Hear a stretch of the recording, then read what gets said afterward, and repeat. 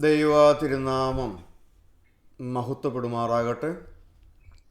ഏറ്റവും ബഹുമാനപ്പെട്ടതായ Thomas sir, നിങ്ങളവിടെ കൂടിയിരിക്കുന്നതായ ദൈവമക്കൾ,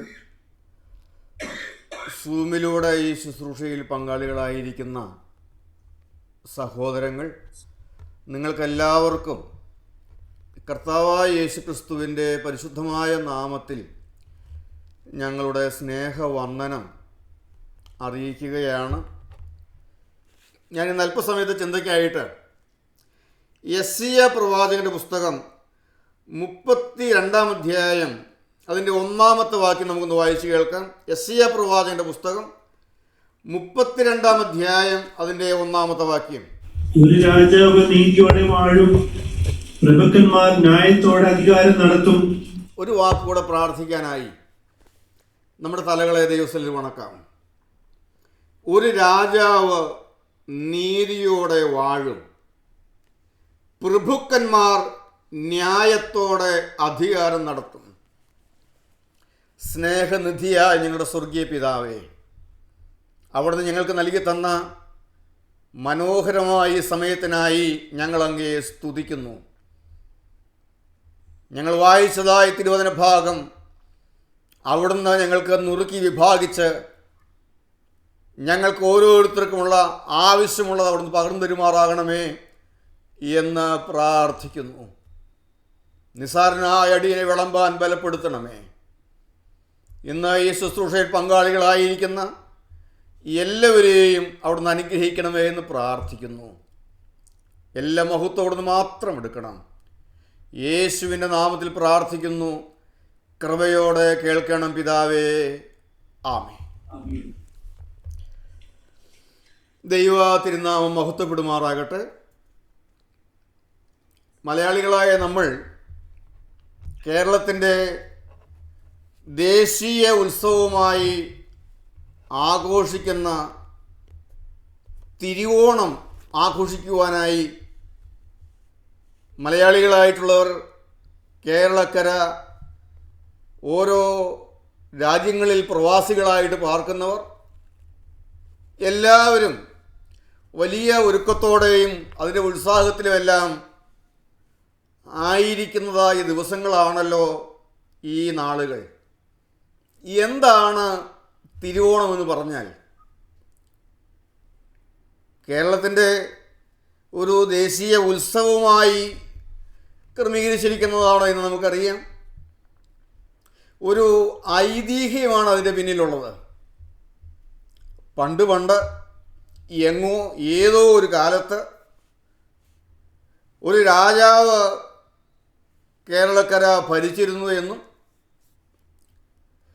ആ രാജാവിനെ വേറൊരാൾ ചവിട്ടി താഴ്ത്തിയെന്നും ആ രാജാവ് ഭരിച്ചതായ കാലം ഒരു നല്ല കാലമാണെന്നും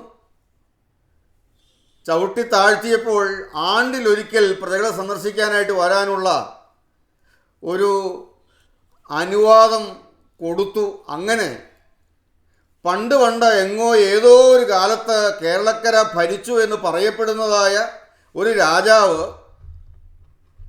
മലയാളികളെ, കേരളക്കരയിലുള്ളവരെ സന്ദർശിക്കുവാനായി കടന്നു വരുന്നു എന്നുള്ളതായ ഒരു ഐതിഹ്യമാണ് ഈ തിരുവോണത്തിൻ്റെ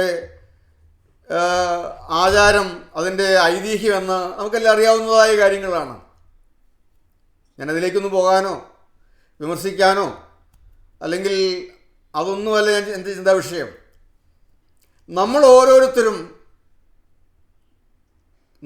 ഓരോരുത്തരെയും സന്ദർശിക്കുന്നതായ ഒരു രാജാവുണ്ട്. ഒരു രാജാവ് നമ്മളെയെല്ലാം ഭരിക്കാനായി ഈ ലോകത്തേക്ക് കടന്നു വരുന്ന ഒരു രാജാവുണ്ട്. നാം ഓരോരുത്തരും ആ രാജാവിനെ പ്രതീക്ഷിച്ചുകൊണ്ടിരിക്കുന്നവരാണ്. ഒരു രാജാവ് ഈ ഭൂമിയിൽ നീതിയോടെ വാഴും. കർത്താവായ യേശുക്രിസ്തു ഈ ലോകത്തെ മുഴുവൻ അടക്കി വാഴുവാനായി വരുന്നതായ ഒരു രാജാവാണ്. 1000 ആണ്ട് കർത്താവ് ഈ ലോകത്ത് ഭരണം നടത്തും. അവൻ്റെ പ്രഭുക്കന്മാർ ന്യായത്തോടെ അധികാരം നടത്തും. തിരുവചനം പഠിക്കുമ്പോൾ വരാൻ പോകുന്നതായ കാര്യങ്ങൾ തിരുവചനത്തിൽ പ്രവചന വിഷയങ്ങൾ നിറയപ്പെട്ടിരിക്കുന്നതായി നമുക്ക് കാണുവാനായിട്ട് സാധിക്കും. നമ്മുടെ കർത്താവായ യേശുക്രിസ്തു 1000 ആണ്ട് വാഴ്ചയ്ക്കായി ഈ ഭൂമിയിലേക്ക് വരും.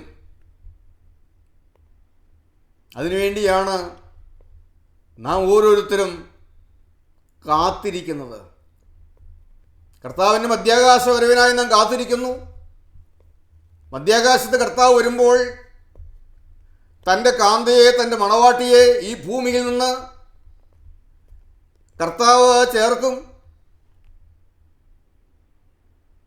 മധ്യാകാശത്ത് കുഞ്ഞാടിൻ്റെ കല്യാണ മഹോത്സവം, മണവാളനായ ക്രിസ്തുവും മണവാട്ടിയും കൂടെ ഈ ഭൂമിയിലേക്ക് അധികാരത്തോടെ കടന്നു വരുന്ന ഒരു നാളുണ്ട്. നീതിയോടെ ഈ ഭൂമിയിൽ വാഴുന്ന ഒരു കാലമുണ്ട്. നാം ഓരോരുത്തരും അതിനായി കാത്തിരിക്കുന്നവരാണ്. ഇത് ഐതിഹ്യമല്ല, ഇത് കെട്ടുകഥയല്ല. ഈ തിരുവചനത്തിൽ പറഞ്ഞിരിക്കുന്നതായ പ്രവചനങ്ങൾ ഓരോന്നും അക്ഷരം പ്രതി നിറവേറപ്പെട്ടതായ കാര്യങ്ങളാണ്. ഇനി പറഞ്ഞിരിക്കുന്നതും നിറവേറപ്പെടുക തന്നെ ചെയ്യും. ഒരു രാജാവ് നീതിയോടെ വാഴും. ദൈവത്തിന് സ്തോത്രം. ഇനിയും ഭരിക്കാൻ പോകുന്ന ഒരു രാജാവ്, പണ്ടെങ്ങോ ഭരിച്ചതായ രാജാവ് മാത്രമല്ല, ഇനിയും ഭരിക്കാൻ വരുന്നതായ ഒരു രാജാവ് മാത്രമല്ല. ഈ രാജാവ് നമ്മെ സന്ദർശിക്കുന്നത് ആണ്ടിലൊരിക്കലല്ല. ദൈവത്തിന് സ്തോത്രം. ഈ രാജാവ് നമ്മെ ഭരിക്കുന്നത്, നമ്മെ സന്ദർശിക്കുന്നത്, ഭരിക്കാൻ പോകുന്നതായ രാജാവ്, മുഴു ലോകത്തെയും അടക്കി ഭരിക്കാൻ പോകുന്നതായ രാജാവ് നമ്മെ ആണ്ടിലൊരിക്കൽ സന്ദർശിക്കുന്ന രാജാവല്ല. ആ രാജാവ് നമ്മോട് പറഞ്ഞിരിക്കുന്നത്, 2 or 3 പേർ എൻ്റെ നാമത്തിൽ എവിടെ കൂടി വന്നാലും അവരുടെ നടുവിൽ ഞാൻ ഉണ്ട് എന്നാണ് ഈ രാജാവ് പറഞ്ഞിട്ടുള്ളത്. നാം എപ്പോൾ കൂടി വന്നാലും, നാം എപ്പോൾ മുട്ടുകുത്തിയാലും നമ്മെ സന്ദർശിക്കുന്ന ഒരു രാജാവുണ്ട്. ദൈവത്തിന് സ്തോത്രം. മാവേലി സന്ദർശിക്കുമെന്ന് ഐതിഹ്യം പറയുന്നു. അതിനുവേണ്ടി ഒരുങ്ങി കാത്തിരിക്കുന്നു. എന്നാൽ ആ സന്ദർശനം അനുഭവിച്ച ആരെങ്കിലും ഉണ്ടോ? ആരെങ്കിലും ഞാൻ കണ്ടു, എന്നെ സന്ദർശിച്ചു എന്ന് സാക്ഷ്യപ്പെടുത്തി നാം കേട്ടിട്ടുണ്ടോ? ദൈവത്തിന് സ്തോത്രം. ഞാനും നിങ്ങളും ഐതിഹ്യങ്ങളുടെയും കെട്ടുകളുടെയും പുറകെ പോകുന്നവരല്ല. ജീവിതത്തിൽ അനുഭവിക്കുന്ന വ്യക്തമായ യാഥാർത്ഥ്യങ്ങളുടെ പിന്നാലെ ഇറങ്ങിത്തിരിക്കുന്നവരാണ്. നമ്മുടെ രാജാവ് നമ്മെ സന്ദർശിക്കുന്നവനാണ്. നമ്മുടെ യേശു നമ്മെ സന്ദർശിക്കുന്നവനാണ്. എനിക്കറിയാം, ഇന്ന് നിങ്ങളോട് ഓരോരുത്തരോടും ചോദിച്ചാൽ യേശു സന്ദർശിച്ച അനുഭവങ്ങൾ നിങ്ങൾക്ക് പറയാനുണ്ട്. എൻ്റെ ജീവിതത്തിൽ എൻ്റെ യേശു കടന്നു വന്നതായ അനുഭവങ്ങൾ, എൻ്റെ ഭാരങ്ങളുടെ നടുവിൽ എൻ്റെ കർത്താവ് എന്നെ സന്ദർശിച്ചത്, ഞാൻ കരഞ്ഞപ്പോൾ എൻ്റെ യേശു എൻ്റെ അരികിൽ വന്ന് എൻ്റെ കണ്ണുനീര് തുടച്ചത്, ഇതെല്ലാം സാക്ഷ്യപ്പെടുത്തുവാൻ ആ അനുഭവങ്ങളുള്ളവരല്ലേ നാം ഓരോരുത്തരും. ഒരു യാഥാർത്ഥ്യത്തിന് മുമ്പിൽ ദൈവം നമ്മെ കൂട്ടിയിരുത്തിയിരിക്കുകയാണ്. ഒരനുഭവത്തിന് മുമ്പിൽ ദൈവം നമ്മെ കൂട്ടിയിരുത്തിയിരിക്കുകയാണ്. ഇന്ന് ഈ വാക്കുകളെ കേട്ടുകൊണ്ടിരിക്കുമ്പോൾ അവൻ നമ്മെ സന്ദർശിക്കുന്ന കാലമാണ്. ആ സന്ദർശനകാലം, അവൻ്റെ സന്ദർശനകാലം നാം ആരും അറിയാതെ പോകരുത്. രാജാതിരാജൻ നമ്മെ സന്ദർശിക്കുന്നതായ കാലം. ദൈവത്തിന് സ്തോത്രം. എൻ്റെ യേശു എന്നെ സന്ദർശിക്കുന്നു എന്ന് അനുഭവിക്കുന്നവരെ, നമ്മെ സന്ദർശിക്കുന്നവനായ രാജാവ് ആരാണ്? ഈ രാജാവ്, നമ്മെ സന്ദർശിക്കുന്ന രാജാവ്, നമ്മുടെ നടുവിൽ കടന്നു വരുന്നവനായ രാജാവ്, നമ്മുടെ ജീവിതത്തിലേക്ക് കടന്നു വരുന്നവനായ രാജാവ് ആരാണ്? 24-ാം സങ്കീർത്തനം 9-10 വാക്യങ്ങൾ നമുക്കൊന്ന് വായിച്ച് കേൾക്കാം. 24-ാം സങ്കീർത്തനം 9-10 വാക്യങ്ങൾ. വാതിലുകളെ നിങ്ങളുടെ തലകളെ ഉയർത്തുവിൻ, പണ്ടേയുള്ള കഥകളെ ഉയർന്നിരിപ്പിൻ. മഹത്വത്തിന്റെ രാജാവ് പ്രവേശിക്കട്ടെ. മഹത്വത്തിന്റെ രാജാവ് ആര്? സൈന്യങ്ങളുടെ യഹോവ തന്നെ, അവനാകുന്നു മഹത്വത്തിന്റെ രാജാവ്. മഹത്വത്തിൻ്റെ രാജാവ്. അവന് കൊടുത്തിരിക്കുന്നതായ പേരാണ് മഹത്വത്തിൻ്റെ രാജാവ്. വാതിലുകളെ നിങ്ങളുടെ തലകളെ ഉയർത്തുവിൻ, പണ്ടേയുള്ള കഥകളെ ഉയർന്നിരിപ്പീൻ. മഹത്വത്തിൻ്റെ രാജാവ് പ്രവേശിക്കട്ടെ. അവൻ മഹത്വത്തിൻ്റെ രാജാവാണ്. എന്തുകൊണ്ടായിരിക്കാം മഹത്വത്തിൻ്റെ രാജാവ് എന്ന് വിളിക്കുന്നത്? അവൻ എവിടെയെല്ലാം കടന്നു വന്നിട്ടുണ്ടോ അവിടെയെല്ലാം മഹത്വം വെളിപ്പെട്ടിട്ടുണ്ട്. ഈ രാജാവ് ആരെയെല്ലാം സന്ദർശിച്ചിട്ടുണ്ടോ അവരുടെയെല്ലാം ജീവിതത്തിൽ ഈ രാജാവിൻ്റെ മഹത്വം വെളിപ്പെട്ടിട്ടുണ്ട്. ഈ രാജാവ് ഏതെല്ലാം രംഗങ്ങളിൽ സന്ദർശിച്ചിട്ടുണ്ടോ അവിടെയെല്ലാം ഈ രാജാവിൻ്റെ മഹത്വം വെളിപ്പെട്ടിട്ടുണ്ട്. യോഹന്നാന്റെ സുവിശേഷം 2-ാം അധ്യായം 11-ാം വാക്യം നമുക്കൊന്ന് വായിക്കാം. യോഹന്നാന്റെ സുവിശേഷം 2-ാം അധ്യായം 11-ാമത്തെ വാക്യം. യേശു ഇതിനെ അടയാളങ്ങളുടെ ആരംഭമായി ഗലീലയിലെ കാനാവിൽ വെച്ച് ചെയ്തു തന്റെ മഹത്വം വെളിപ്പെടുത്തി. യേശു ഇതിനെ അടയാളങ്ങളുടെ ആരംഭമായി ഗലീലയിലെ കാനാവിൽ വെച്ച് ചെയ്ത തൻ്റെ മഹത്വം വെളിപ്പെടുത്തി. അവൻ്റെ ശിഷ്യന്മാർ അവനിൽ വിശ്വസിച്ചു. അവൻ്റെ മഹത്വം വെളിപ്പെട്ടു. എവിടെയാണ്? ഗലീലയിലെ കാനാവിൽ അവൻ്റെ മഹത്വം വെളിപ്പെട്ടു. നമുക്കെല്ലാം അറിയാവുന്നതായ കാര്യമാണ്. വളരെ പരിചിതമായൊരു വേദഭാഗമാണത്. ഗലീലയിലെ കാനാവിൽ ഒരു കല്യാണ വീടാണ് രംഗം. ആ കല്യാണ വീട്ടിൽ യേശുവിൻ്റെ അമ്മയുണ്ടായിരുന്നു. യേശുവിനെയും ശിഷ്യന്മാരെയും കല്യാണത്തിന് ക്ഷണിച്ചിരുന്നു. കല്യാണം നടന്നുകൊണ്ടിരിക്കെ വീഞ്ഞ് പോരാതെ വന്നു. ഒരാവശ്യം വന്നു, ഒരു ഇല്ലായ്മ വന്നു, ഒരു ഷോർട്ടേജ്. വീഞ്ഞ് തീർന്നുപോയി. അതിന് നടുവിൽ അവൻ്റെ മഹത്വം വെളിപ്പെട്ടു. ദൈവത്തിന് സ്തോത്രം. അവൻ മഹത്വത്തിൻ്റെ രാജാവാണ്. അവൻ്റെ മഹത്വം നമ്മുടെ ഇല്ലായ്മകളുടെ നടുവിൽ വെളിപ്പെടുന്നതാണ്. In the midst of shortage അവൻ്റെ മഹത്വം വെളിപ്പെടുന്നു. ഇല്ലായ്മകളുടെ നടുവിൽ, ജീവിതത്തിൻ്റെ ഇല്ലായ്മകളുടെ നടുവിൽ അവൻ കടന്നു വന്ന് അവൻ്റെ മഹത്വം വെളിപ്പെടുത്തി. അതുവരെ ലഭിച്ചിരുന്നതിനേക്കാൾ മേത്തരമായത്, എന്തില്ലാതെ പോയോ അതുതന്നെ അതിനേക്കാൾ മേത്തരമായി സമൃദ്ധമായി നൽകുന്ന ജീവനുള്ള ക്രിസ്തു നമ്മുടെ ഓരോരുത്തരുടെയും ജീവിതത്തിൻ്റെ ഇല്ലായ്മകളുടെ നടുവിൽ ഈ രാജാവ് കടന്നു വന്നാൽ, ഈ രാജാവ് പ്രവേശിച്ചാൽ, ഈ രാജാവ് വെളിപ്പെട്ടാൽ അവൻ്റെ മഹത്വം വെളിപ്പെടുത്തും.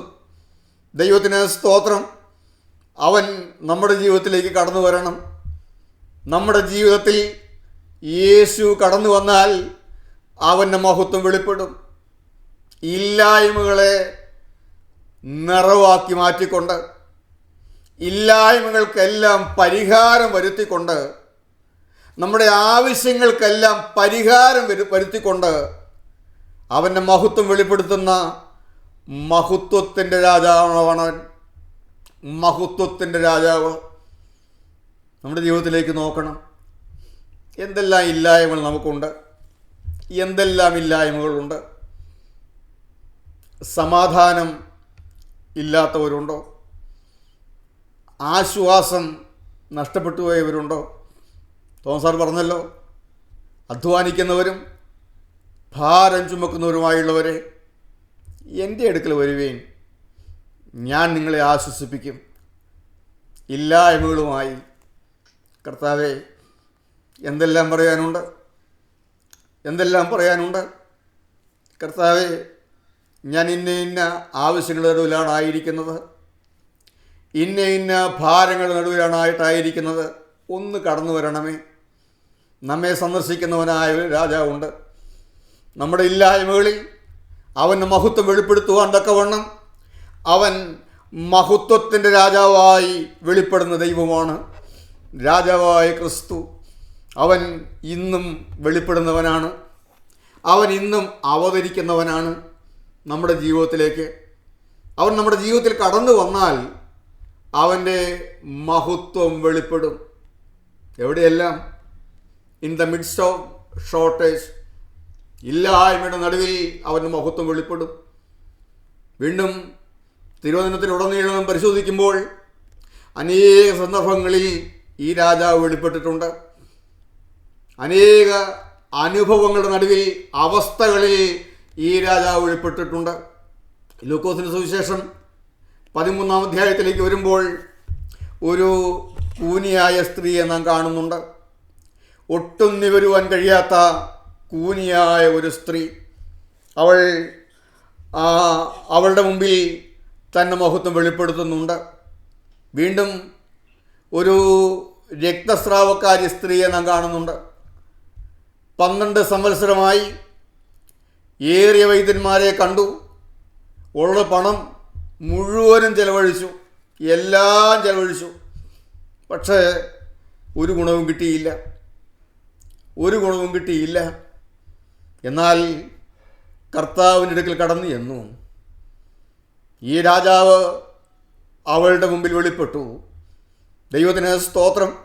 മഹത്വത്തിൻ്റെ രാജാവ് നടന്നു പോകുമ്പോൾ, എൻ്റെ കരുണയുള്ള കർത്താവിന് സ്തോത്രം, അവൾ മഹത്വത്തിൻ്റെ രാജാവിനെ കുറിച്ച് കേട്ടു. ദൈവത്തിന് സ്തോത്രം. മഹത്വത്തിൻ്റെ രാജാവ് കടന്നു പോകുന്നു എന്ന് കേട്ടു. ആ മഹത്വം ഒന്ന് അവൻ്റെ വസ്ത്രത്തിൻ്റെ തൊങ്ങലിലെങ്കിലും ഒന്ന് തൊട്ടാൽ, ആ മഹത്വം ഒന്ന് വെളിപ്പെട്ടാൽ എൻ്റെ രോഗം മാറുമെന്ന് അവൾ വിശ്വസിച്ചു. അവൾ ചെന്നു മഹത്വത്തിൻ്റെ രാജാവിനെ തൊട്ടു. മഹത്വത്തിൻ്റെ രാജാവ് നടകൊണ്ടപ്പോൾ, മഹത്വത്തിൻ്റെ രാജാവ് നടന്നു പോകുമ്പോൾ, മഹത്വത്തിൻ്റെ രാജാവ് കടന്നു പോകുമ്പോൾ അവൾ ആൾക്കൂട്ടങ്ങളുടെ ഇടയിലൂടെ കടന്നു ചെന്ന് മഹത്വത്തിൻ്റെ രാജാവിൻ്റെ വസ്ത്രത്തിൻ്റെ തൊങ്ങലിന്മേലൊന്ന് തൊട്ടു. ഈ രാജാവ് നമ്മുടെ അരികിലൂടെ നടന്നു പോകുന്നവനാണ്.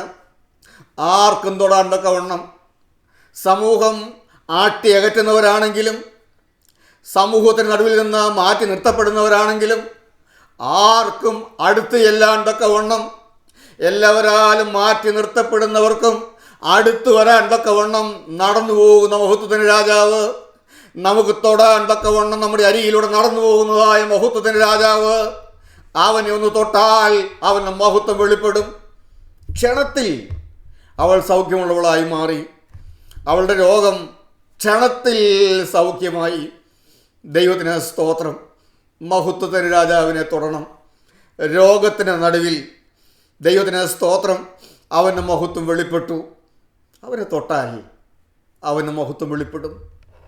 ഞാൻ ഈ വാക്കുകളെ പറയുമ്പോൾ, ഞങ്ങൾ വയനാട്ടിൽ നല്ല സന്തോഷത്തോടെ, നിറഞ്ഞ സമാധാനത്തോടെ സുവിശേഷ വേല ചെയ്തുകൊണ്ടിരിക്കുമ്പോൾ 2018 എൻ്റെ ശരീരത്തിൽ മാരകമായ ക്യാൻസർ രോഗം പിടിച്ചിരിക്കുന്നു എന്ന് മനസ്സിലായി. ദൈവത്തിന് സ്തോത്രം. ഞാൻ ഓർക്കുന്നുണ്ട്, ഞാനന്ന് ദുബായിലെ കൺവെൻഷനിലെല്ലാം പ്രസംഗിച്ചു. തോമസ് സാറിൻ്റെ വീട്ടിലെല്ലാം ഞാൻ താമസിച്ചു. ആ സമയത്തെല്ലാം തോമസ് സാറിനറിയാം, എല്ലാ മീറ്റിങ്ങുകളിലും പ്രസംഗിച്ചു. പ്രയാസങ്ങളൊന്നും ഉണ്ടായില്ല. എന്നാൽ ചെറിയതായ ചില പ്രയാസങ്ങൾ പോലെ തോന്നി. ഞാനിന്ന് നല്ലതുപോലെ ഓർക്കുന്നുണ്ട്. ഞാൻ അവിടെ ഇരുന്നു കൊണ്ട്, എനിക്ക് തോന്നുന്നു തോമസ് സാറിൻ്റെ വീട്ടിലാണെന്നോ എനിക്ക് തോന്നുന്നു, ഒരു ഓൺലൈൻ മീറ്റിംഗ് കേട്ടുകൊണ്ടിരിക്കുമ്പോൾ ദൈവത്തിൻ്റെ പരിശുദ്ധാത്മാവുള്ളതായ ആ ദൈവദാസൻ ഇപ്രകാരം പറഞ്ഞു: എല്ലാ തിങ്കളാഴ്ചകളിലും വെള്ളിയാഴ്ചകളിലും ഉള്ളതായ മീറ്റിങ്ങുകളിൽ തുടർച്ചയായി ഞാൻ അവിടെ ഇരുന്നു കൊണ്ടാണ് ഓൺലൈനിലൂടെ ആ വാക്കുകൾ കേട്ടത്. നിങ്ങൾ ഇത്ര വയസ്സ് പ്രായമുള്ളവർ, ഇത്ര വയസ്സ് കഴിഞ്ഞവരെല്ലാം ഇന്ന ടെസ്റ്റുകളെല്ലാം ഒന്ന് ചെയ്യണമെന്ന് ഒന്ന് കേട്ടു. ആവർത്തിച്ച് കേട്ടപ്പോൾ എനിക്ക് ഒന്ന് ടെസ്റ്റ് ചെയ്യണമെന്ന് തോന്നി. ഞാൻ ദുബായിൽ നിന്നും മടങ്ങിയെത്തി. അധികം താമസിക്കാതെ പോയി വെറുതെ ഒന്ന് ടെസ്റ്റ് ചെയ്തപ്പോഴാണ് എൻ്റെ ശരീരത്തിൽ ക്യാൻസർ രോഗം പിടിപെട്ടിരിക്കുന്നത് മനസ്സിലായത്. ഞാൻ പറയട്ടെ, എൻ്റെ ജീവിതത്തിൽ ഞാൻ രോഗത്തിന് നടുവിലായപ്പോൾ എൻ്റെ കർത്താവിൻ്റെ മഹത്വം അതിന് നടുവിൽ വെളിപ്പെട്ടു. രോഗത്തിൻ്റെ ട്രീറ്റ്മെൻറ്റുകളിലൂടെ എല്ലാം കടന്നു പോകേണ്ടി വന്നു. ശരിയാണ്, ആ ട്രീറ്റ്മെൻറ്റിൻ്റേതായ ക്ലേശങ്ങളെല്ലാം എൻ്റെ ശരീരത്തിൽ ഞാൻ അനുഭവിക്കേണ്ടി വന്നു. എല്ലാം ശരിയാണ്. എന്നാൽ അതിൻ്റെ നടുവിലും ഞാൻ മഹത്വം അനുഭവിച്ചു. ദൈവമക്കളുടെ വില, കൂട്ടായ്മയുടെ വില, പ്രാർത്ഥനയുടെ വില, ഇതെല്ലാം അനുഭവിച്ചു. കാരണം ആ രോഗത്തിൻ്റെ ക്ലേശങ്ങൾ എന്നെ തൊട്ടില്ല. ഞാൻ എൻ്റെ ശരീരം 26 റേഡിയേഷനുകൾക്ക് വിധേയമായി. ഞാൻ 2 സർജറികൾക്ക് വിധേയനായി. കീമോയും എൻ്റെ ശരീരത്തിലെടുത്തു. ഏതാണ്ട് 1 വർഷത്തോളം ട്രീറ്റ്മെൻറ്റുകളിലൂടെ എല്ലാം കടന്നു പോകേണ്ടി വന്നു. അതിന് നടുവിൽ എന്തോ ഒരു സമാധാനം, എന്തൊരാശ്വാസം, അവൻ്റെ മഹത്വം വെളിപ്പെടുത്തി ഞാൻ അനുഭവിച്ചു. ഇന്ന് ഞാൻ പൂർണ്ണ ആരോഗ്യമുള്ളവനായി. എനിക്ക് രോഗം വരുന്നതിന് മുമ്പുണ്ടായിരുന്നതിനേക്കാൾ അധികം ആരോഗ്യത്തോടു കൂടെ ഒരു മെഡിസിൻ ഉപയോഗിക്കാതെ പൂർണ്ണ സൗഖ്യവാനായി ഞാനിന്നായിരിക്കുന്നു. എനിക്ക് പറയാൻ കഴിയും, അവൻ്റെ മഹത്വം വെളിപ്പെട്ടാൽ, ഇന്ന് ഈ വാക്കുകൾ കേട്ടുകൊണ്ടിരിക്കുമ്പോൾ അവൻ മഹത്വത്തിൻ്റെ രാജാവാണ്. അവൻ്റെ മഹത്വം നമ്മുടെ രോഗങ്ങളുടെ നടുവിൽ വെളിപ്പെടുന്നതാണ്. ദൈവത്തിന് സ്തോത്രം. വേദപുസ്തകം പഠിക്കുമ്പോൾ യോഹന്നാൻ്റെ സുവിശേഷം 11-ാം അധ്യായത്തിലേക്ക് നമ്മൾ പോകുമ്പോൾ അവിടെ ഒരു വീട് ദുഃഖം തളം കെട്ടി നിൽക്കുന്നതായ വീടാണ്. ദുഃഖം നിറഞ്ഞു നിൽക്കുന്നതായ വീട്. ഒരൊറ്റ സഹോദരനെ ഉണ്ടായിരുന്നുള്ളൂ. ഏക സഹോദരൻ, മാർത്തയ്ക്കും മറിയയ്ക്കും ഏക സഹോദരനായിട്ടുണ്ടായിരുന്ന ലാസർ മരിച്ചു, അടക്കപ്പെട്ടു. 4 നാൾ കഴിഞ്ഞു. ഈ മഹത്വത്തിൻ്റെ രാജാവ് ആ വീട്ടിലേക്ക് എഴുന്നള്ളി. ആ കല്ലറയുടെ മുമ്പിൽ ആ രാജാവ് നിന്നു. ആ രാജാവ് ശബ്ദിച്ചു. ആ മഹത്വത്തിൻ്റെ രാജാവിൻ്റെ മഹത്വം ആ ഭവനത്തിൽ വെളിപ്പെട്ടു. ആ വീട് ആനന്ദ വീടായി മാറി. നമ്മുടെ ദുഃഖത്തിന് നടുവിൽ അവൻ്റെ മഹത്വം വെളിപ്പെടും. നമ്മുടെ ഭാരങ്ങളുടെ നടുവിൽ അവൻ്റെ മഹത്വം വെളിപ്പെടും. നമ്മുടെ രോഗത്തിന് നടുവിൽ അവൻ്റെ മഹത്വം വെളിപ്പെടും. നമ്മുടെ ജീവിതത്തിൻ്റെ എല്ലാ ആവശ്യങ്ങളുടെയും മുമ്പിൽ അവൻ്റെ മഹത്വം വെളിപ്പെടും. ഇല്ലായ്മയുടെ മുമ്പിൽ അവൻ്റെ മഹത്വം വെളിപ്പെടും. അവൻ മഹത്വത്തിൻ്റെ രാജാവാണ്. അവൻ കടന്നു വരണമെങ്കിൽ ഒരൊറ്റ കാര്യം മാത്രമേ ഉള്ളൂ, തല ഉയർത്തണം. മഹത്വത്തിൻ്റെ രാജാവ് വരണമെങ്കിൽ വാതിലുകളെ, നിങ്ങളുടെ തലകളെ ഉയർത്തുവിൻ, പണ്ടേയുള്ള കഥകളെ ഉയർന്നിരിപ്പീൻ. മഹത്വത്തിൻ്റെ രാജാവ് പ്രവേശിക്കട്ടെ. മഹത്വത്തിൻ്റെ രാജാവ് കടന്നു വരണമെങ്കിൽ ഒറ്റ കാര്യം മാത്രം, അനുകൂലമായിട്ടൊന്ന് തല ഉയർത്തണം. എന്നാണ് ഈ തല ഉയർത്തുക എന്ന് പറഞ്ഞാൽ, നാം ഒരാളെ വിളിക്കുമ്പോൾ തന്നെ പെട്ടെന്ന് തല ഉയർത്തുന്നു എന്ന് പറഞ്ഞാൽ അതിന് അനുകൂലമായ ഒരു പ്രതികരണം ഉണ്ടാവുകയാണ്. തല ഉയർത്തുക എന്ന് പറഞ്ഞാൽ അനുകൂലമായൊരു പ്രതികരണം ഉണ്ടാകുക. നാം കേൾക്കുന്നതായ ദൈവശബ്ദത്തിന് അനുകൂലമായ ഒരു പ്രതികരണം ഉണ്ടാകുക. നമുക്ക് ലഭിക്കുന്നതായ ദൈവവിളിക്ക് അനുകൂലമായ ഒരു പ്രതികരണം ഉണ്ടാകുക. നമ്മോട് ഇടപെടുന്നതായ ദൈവത്തിൻ്റെ ആത്മാവിന് അനുകൂലമായൊരു പ്രതികരണം ഉണ്ടാകുക. സ്വർഗത്തിന് അനുകൂലമായ ഒരു ചലനം നമ്മിലുണ്ടാകുക. ഇന്ന് അതിന് സാധിക്കുമോ? ഇന്ന് ഈ വാക്കുകൾ കേട്ടുകൊണ്ടിരിക്കുമ്പോൾ അവന് അനുകൂലമായ ഒരു ചലനം, സ്വർഗത്തിന് അനുകൂലമായ ഒരു ചലനം, ഒരു തീരുമാനം, ഒരു സമർപ്പണം ഇതുവരെ ദൈവം നമ്മോട് ഇടപെട്ടിട്ടുണ്ട്. ദൈവം നമ്മോട് സംസാരിച്ചിട്ട്, മകനെ, നിന്റെ ജീവിതത്തിൽ നിൽക്കുന്ന ഇന്ന കാര്യം പാവമാണ്, നീ അത് ഉപേക്ഷിക്കണമെന്ന് ഈ ഉള്ളിൽ ആത്മാവ് ഇടപെട്ടിട്ടുണ്ട്, ദൈവം ഇടപെട്ടിട്ടുണ്ട്, പലവട്ടം ഉള്ളിൽ ചിന്ത വന്നിട്ടുണ്ട്. പക്ഷേ അതിനനുകൂലമായി ഒന്ന് പ്രതികരിക്കാൻ കഴിയാതെ പോയ ആരെങ്കിലും ഈ വാക്കുകളെ കേൾക്കുന്നുവെങ്കിൽ, ഇന്ന് ഈ വാക്കുകളെ കേട്ടുകൊണ്ടിരിക്കുമ്പോൾ സ്വർഗത്തിന് അനുകൂലമായ ഒരു ചലനം നമ്മിലുണ്ടായാൽ അവൻ്റെ മഹത്വം ആ ക്ഷണത്തിൽ വെളിപ്പെടുന്നത് നമുക്ക് അനുഭവിക്കാൻ കഴിയും. അനുകൂലമായ ഒരു ചലനം. വാതിലുകളെ നിങ്ങളുടെ തലകൾ ഉയർത്തുവിൻ, പണ്ടേയുള്ള കഥകളെ ഉയർന്നിരിപ്പീൻ, മഹത്വത്തിൻ്റെ രാജാവ് പ്രവേശിക്കട്ടെ. അവൻ മഹത്വത്തിൻ്റെ രാജാവാണ്. വീണ്ടും രണ്ടാമത്തെ കാര്യം, എബ്രായ ലേഖനം 7-ാം അധ്യായം 2-ാം വാക്യം. എബ്രായർക്കെഴുതിയ ലേഖനം 7-ാം അധ്യായം 2-ാമത്തെ വാക്യം. അവിടെ നാം കാണുന്നു, നീതിയുടെ രാജാവ്. ഈ മൽക്കീസദേക്ക് രാജകുമാരെ ജയിച്ചു മടങ്ങി വരുന്ന അബ്രഹാമിനെ എതിരേറ്റ് അനുഗ്രഹിച്ചു. ആദ്യം നീതിയുടെ രാജാവെന്നും പിന്നെ ശാലേം രാജാവ് എന്ന് വെച്ചാൽ സമാധാനത്തിന്റെ രാജാവ് എന്നും അർത്ഥം. അവന്റെ പേരിന് നീതിയുടെ രാജാവ്, നീതിയുടെ രാജാവ് എന്ന് പറയുകയാണ്. ഉൽപ്പത്തി പുസ്തകം 14-ാം അധ്യായത്തിലെ ഒരു വാക്യം എടുത്തുകൊണ്ട് ഉദ്ധരിച്ചുകൊണ്ടാണ് ഈ വേദഭാഗം പറയുന്നത്. നീതിയുടെ രാജാവ്, അവൻ നീതീകരിക്കുന്നവനാണ്, നമ്മെ നീതീകരിക്കുന്നവനായ രാജാവാണ്. നീതീകരിക്കപ്പെടുവാൻ യാതൊരു അർഹതയുമില്ലാത്ത രംഗത്ത് നമ്മെ നീതീകരിക്കുന്നവനായ ദൈവം.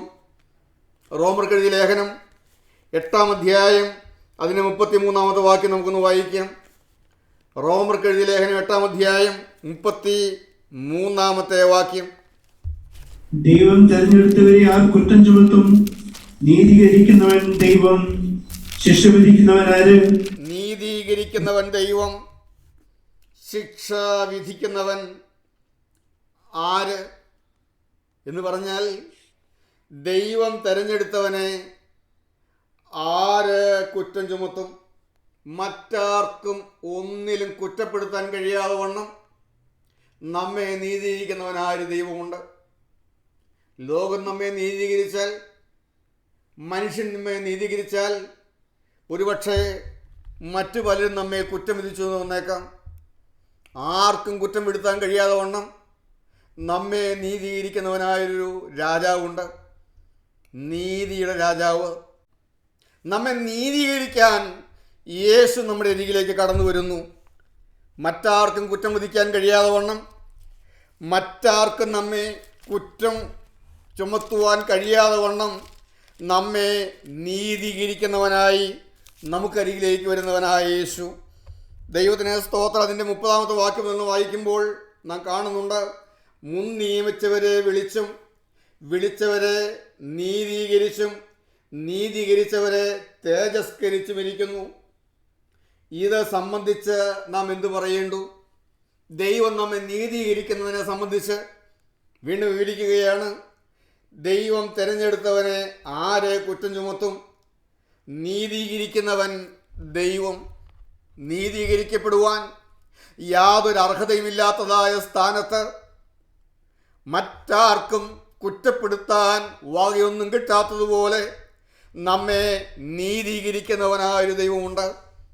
സ്വന്തം പുത്രനെ ആദരിക്കാതെ നമുക്ക് വേണ്ടി ഏൽപ്പിച്ചു തന്നവനായ ദൈവം, കഴിഞ്ഞകാല പാപങ്ങളെല്ലാം കഴുകിത്തരുന്നവനായി, നമ്മെ നീതീകരിക്കുന്നവനായി, ദൈവത്തോട് നിരപ്പിക്കുന്നവനായി നമ്മുടെ ഇടയിലേക്ക് വരുന്നവനായ നീതിയുടെ രാജാവ്.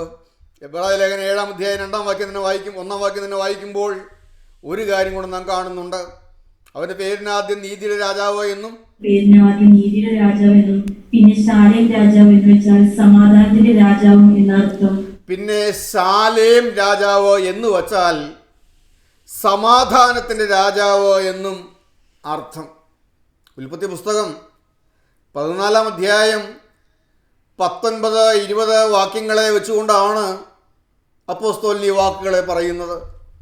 അവിടെ അബ്രഹാം സോദോം രാജാവിനെ ജയിച്ച് മുന്നോട്ട് വരുമ്പോൾ ഈ സോദോം രാജാവ് വന്ന് യുദ്ധം ചെയ്ത് എല്ലാം കൊള്ളയാക്കി കൊണ്ടുപോയി, പലരെയും കൊണ്ടുപോയി, പലരെയും അടിമയാക്കി കൊണ്ടുപോയി. എന്നാൽ അതിനെല്ലാം ജയിച്ച് അബ്രഹാം മടങ്ങി വന്നപ്പോൾ ജയിച്ചു വന്ന അബ്രഹാമിന് ശാലേം രാജാവ് മൽക്കീസദേക്ക് എതിർപ്പെട്ടു. അതൊരു മർമ്മമാണ്. അവന് പിതാവില്ല, രാജാവില്ല, മാതാവില്ല, വംശാവലിയില്ല ഒക്കെ പറയുന്നുണ്ട്. ദൈവപുത്രന് തുല്യനായി നിർത്തേണ്ടതിന് ഒരു മർമ്മ വ്യക്തിയായി പഴയ നിയമം അവതരിപ്പിക്കുന്ന മൽക്കീസദേക്ക് ആരാണത്? അവൻ ദൈവപുത്രൻ്റെ ഒരു മർമ്മമായി നിർത്തിയിരിക്കുന്നതാണ്. ഈ മൽക്കീസദേക്ക് അവൻ്റെ പേരിന് ആദ്യം നീതിയുടെ രാജാവ് എന്നും ശാലേം രാജാവ് എന്ന് വെച്ചാൽ സമാധാനത്തിൻ്റെ രാജാവ് എന്നും അർത്ഥം. ഈ സമാധാനത്തിൻ്റെ രാജാവ് രാജാക്കന്മാരെ ജയിച്ചു വന്ന അബ്രഹാമിനെ എതിർപ്പെട്ടു. ശത്രുക്കളെ ജയിച്ചു വന്നപ്പോൾ ശത്രു പലതും കൊള്ളയിട്ട് കൊണ്ടുപോയി. ആ കൊള്ളകളെയെല്ലാം വീണ്ടെടുത്ത് വന്നപ്പോൾ ഈ രാജാവ് എതിർപ്പെട്ടു. ദൈവത്തിന് സ്തോത്രം. ഈ രാജാവ് എതിർപ്പെട്ട് അബ്രഹാമിനെ അനുഗ്രഹിച്ചു. ദൈവത്തിന് മഹത്വം. സമാധാനത്തിൻ്റെ രാജാവ് കൊള്ളയായി പോയതെല്ലാം വീണ്ടെടുക്കുമ്പോൾ ഈ രാജാവ് വെളിപ്പെടും. നിങ്ങൾ മനസ്സിലായി കാണുമെന്ന് ഞാൻ കരുതുന്നു. ഇന്ന് ഈ വാക്കുകൾ കേട്ടുകൊണ്ടിരിക്കുമ്പോൾ പലതും കൊള്ളയായി പോയവരുണ്ടോ? സ്വർഗം നമുക്ക് തന്ന നിധികൾ കൊള്ളയായി പോയവർ, നമുക്ക് തന്ന വിലപ്പെട്ടത് പലതും, സൗജന്യമായി സ്വർഗം നമുക്ക് തന്ന വിലപ്പെട്ടത് പലതും കൊള്ളയായി പോയി. സ്വർഗം നമ്മുടെ പാപങ്ങൾ ക്ഷമിച്ചു തന്നതാണ്. ഇനി ഒരിക്കലും ആ പാപം ഞാൻ ചെയ്യുകയില്ല എന്ന് തീരുമാനമെടുത്തപ്പോൾ അത് കഴുകി അത് ക്ഷമിച്ചു തന്നതാണ്. എന്നാൽ വീണ്ടും ആ പാപക്ഷമ അത് കൊള്ളയായിപ്പോയി. വീണ്ടും തെറ്റ് വന്നുപോയി. എൻ്റെ ദൈവത്തിന് സ്തോത്രം. എന്നീ വാക്കുകൾ കേട്ടുകൊണ്ടിരിക്കുന്ന ആരെങ്കിലും ഉണ്ടോ കൊള്ളയായി പോയത്? ശത്രുക്കൾ വന്നു, പലതും കൊള്ളയായി കൊണ്ടുപോയി. ഒരു കാലത്ത് നല്ല സമാധാനം അനുഭവിച്ചിരുന്നതായ കാലമുണ്ട്, പക്ഷേ അത് കൊള്ളയായിപ്പോയി. ഒരു കാലത്ത് പാപത്തിന് മേൽ നല്ല ജയം അനുഭവിച്ചിരുന്ന, പാപം തൊട്ടു തീണ്ടുക പോലും ഇല്ലാത്തതുപോലെ ഒരു വലിയ കൃപ വന്നങ്ങ് പൊതിഞ്ഞു നിന്ന് നല്ല ജയം അനുഭവിച്ചതായൊരു കാലമുണ്ട്. ഇന്ന് കൊള്ളയായിപ്പോയി. ഇന്നത് കൊള്ളയായിപ്പോയി. ഒരു കാലത്ത് നല്ല പ്രാർത്ഥനാ ജീവിതമുണ്ടായിരുന്നു, പ്രാർത്ഥിക്കാൻ നല്ല കൃപയായിരുന്നു. രാത്രികളിലെല്ലാം എഴുന്നേറ്റിന്ന് പ്രാർത്ഥിക്കുമായിരുന്നു. പ്രാർത്ഥിക്കുമ്പോൾ കണ്ണുകൾ നിറഞ്ഞൊഴുകുമായിരുന്നു. സ്തുതിച്ചാൽ സ്തുതി നിൽത്താവണ്ണം അങ്ങ് ആ അണപൊട്ടി ഒഴുകുന്നതുപോലെ സ്തുതി ഇങ്ങനെ വന്നുകൊണ്ടിരിക്കുമായിരുന്നു. പ്രാവിനെ പോലെ കുറുകിക്കൊണ്ടിരുന്ന കാലങ്ങളുണ്ട്. പക്ഷേ ഇന്നെല്ലാം നിർജീവമായി പോയി. പ്രാർത്ഥനാനുഭവങ്ങൾ നിർജീവമായി പോയി. ദൈവവേല ചെയ്യാനുള്ളതായ ദാഹമുണ്ടായിരുന്നു, ദൈവവചനം കേൾക്കാനുള്ളതായ ദാഹമുണ്ടായിരുന്നു, ധാരാളം നല്ല നല്ല സപ്രമുണ്ടായിരുന്നു. എന്നാലെല്ലാം കൊള്ളയായി പോയി. ദൈവത്തിന് സ്തോത്രം. എന്നാൽ അബ്രഹാം കൊള്ളയായിപ്പോയി ഇതെല്ലാം വീണ്ടെടുത്തുകൊണ്ട് അവനെല്ലാം തിരികെ പ്രാപിച്ചുകൊണ്ട് അവൻ മടങ്ങി വന്നപ്പോൾ ഈ സമാധാനത്തിന് രാജാവൻ എതിർപ്പെട്ടു. ദൈവത്തിന് സ്തോത്രം. ഞാൻ പറയട്ടെ, ഇതെല്ലാം വീണ്ടെടുത്ത് കിട്ടുമ്പോൾ നാം അനുഭവിക്കുന്നൊരു വലിയ സമാധാനമുണ്ട്. നീതീകരിക്കപ്പെട്ട് കഴിയുമ്പോൾ നാം അനുഭവിക്കുന്നൊരു വലിയ സമാധാനമുണ്ട്. കർത്താവ് പാപം ക്ഷമിച്ചു കഴിയുമ്പോൾ നാം അനുഭവിക്കുന്നതായ വലിയ സമാധാനമുണ്ട്. പാപത്തിൻ്റെ മേൽ ജയം നേടുമ്പോൾ നാം അനുഭവിക്കുന്നതായ വലിയ സമാധാനമുണ്ട്. നല്ലപോലെ അനുഭവിച്ചുകൊണ്ടാണ് നിൽക്കുന്നത്. ജീവിതത്തിൽ ഒരു തെറ്റ് പറ്റാനുള്ളതായ സാധ്യതകളെല്ലാം വന്നു. എന്നാൽ ദൈവവരങ്ങളിലേക്ക് ഏൽപ്പിച്ച് പ്രാർത്ഥിച്ച് ഞാനത് ചെയ്യില്ല എന്നുള്ളതായ തീരുമാനത്തോടെ അതിൻ്റെ മേൽ ജയം നേടുമ്പോൾ ഒരു സമാധാനം ഒന്ന് പൊതിക്കുന്നതും അനുഭവിച്ചിട്ടില്ലേ? എന്തോ ഒരു സമാധാനം. എന്നാൽ ആ പാവത്തിൽ വീണുപോയാലോ, ആ പാവം തെറ്റുപറ്റിപ്പോയാലോ എല്ലാം തകർന്നു പോയി, സമാധാനം പോയി, സന്തോഷം പോയി, എല്ലാം അങ്ങ് പോകുന്ന അനുഭവം. ജയിച്ചു വരുന്നവർക്ക് ഈ സമാധാന പ്രഭു എതിർപ്പെടും. എന്തോ ഒരു സമാധാനം, ജയജീവിതം, എന്തോ ഒരു ആനന്ദം. പാപത്തെ ജയിച്ചു വരുന്നവർക്ക് എതിർപ്പെടുന്ന സമാധാനത്തിൻ്റെ രാജാവ് 3 കാര്യങ്ങളാണ് നാം പറഞ്ഞത്. നാം ആരും കെട്ടുകഥയുടെ പുറകെ പോകുന്നവരാകരുത്, ആയിരിക്കരുത്. ഞാനും നിങ്ങളും യാഥാർത്ഥ്യങ്ങളുടെ പുറകെ പോകുന്നവരാണ്, കെട്ടുകഥകളുടെ പുറകെ പോകുന്നവരല്ല. യാഥാർത്ഥ്യത്തിൻ്റെ പുറകെ പോകുന്നവർ. ഒരു രാജാവ് നീതിയോടെ വാഴും, അതിനുവേണ്ടി കാത്തിരിക്കുന്നവർ. ഒരു രാജാവ് നമ്മെ സന്ദർശിക്കും, അത് അനുഭവിക്കുന്നവർ. എൻ്റെ ദൈവത്തിന് സ്തോത്രം. ഈ രാജാവ് അവൻ മഹത്വത്തിൻ്റെ രാജാവാണ്. അവൻ വെളിപ്പെട്ടാൽ അവൻ്റെ മഹത്വം നമ്മുടെ മുമ്പിൽ, അവൻ എൻ്റെ മഹത്വത്തെ വെളിപ്പെടുത്തും. ഈ രാജാവ് നീതിയുടെ രാജാവാണ്. അവൻ വെളിപ്പെട്ടാൽ അവൻ നമ്മെ ദൈവത്തോട് നീതീകരിക്കും. ഈ രാജാവ് സമാധാനത്തിൻ്റെ രാജാവാണ്. അവൻ വന്നാൽ വലിയ സമാധാനം നമ്മുടെ മേൽ പകരും. നമ്മുടെ തലകളെ വണക്കാം. ഈ രാജാവ് എഴുന്നള്ളത്തിട്ടെ. ആ വാതിലുകളെ നിങ്ങളുടെ തലകളെ ഉയർത്തുവീൻ, പണ്ടേയുള്ള കഥകളെ ഉയർന്നിരിപ്പീൻ. മഹത്വത്തിൻ്റെ രാജാവ് പ്രവേശിക്കട്ടെ. ഐതിഹ്യം കാണാനോ ഐതിഹ്യം കേൾക്കാനോ ഐതിഹ്യങ്ങളുടെ പുറകെ പോകാനോ അല്ല, യാഥാർത്ഥ്യം അനുഭവിക്കാനാണ് ദൈവം നമ്മെ കൂട്ടിച്ചേർത്തിയിരിക്കുന്നത്. തുടർന്ന് ബഹുമാനപ്പെട്ടതായ ദാനിയേൽ ദൈവത്തിന് വചനം പറയുകയാണ്, ഈ രാജാവ് വെളിപ്പെടണം, അവൻ്റെ മഹത്വം എന്ന് വെളിപ്പെടണം. നമ്മുടെ ജീവിതത്തിൽ ഇന്ന് നാം കേൾക്കുന്നതായ ഈ വചനത്തിന് അനുകൂലമായ ഒരു ചലനം നമുക്കുണ്ടാകണം, അനുകൂലമായ തീരുമാനം വരണം. മഹത്വത്തിൻ്റെ രാജാവ് വെളിപ്പെടട്ടെ. കരുണയുള്ള ഞങ്ങളുടെ ദൈവമേ, സ്നേഹനിധിയായ സ്വർഗീയ പിതാവേ, ഞങ്ങൾക്ക് തന്ന ജീവൻ്റെ ആലോചനകൾക്കായി ഞങ്ങൾ നിന്നെ സ്തുതിക്കുന്നു. തുടർന്നും അവിടുന്ന് ഞങ്ങളോട് ഇടപെട്ടുകൊണ്ടിരിക്കുമാറാകണമേ. അവിടുത്തെ ശബ്ദം ഞങ്ങളെ കേൾപ്പിക്കുമാറാകണമേ. എല്ലാം താഴ്ത്തി ഏൽപ്പിക്കട്ടെ. യേശുവിൻ്റെ നാമത്തിൽ പ്രാർത്ഥിക്കുന്നു. കൃപയോടെ കേൾക്കണം പിതാവേ. ആമേൻ. ദൈവ തിരുനാമത്തിന് മഹത്വം ഉണ്ടാകട്ടെ.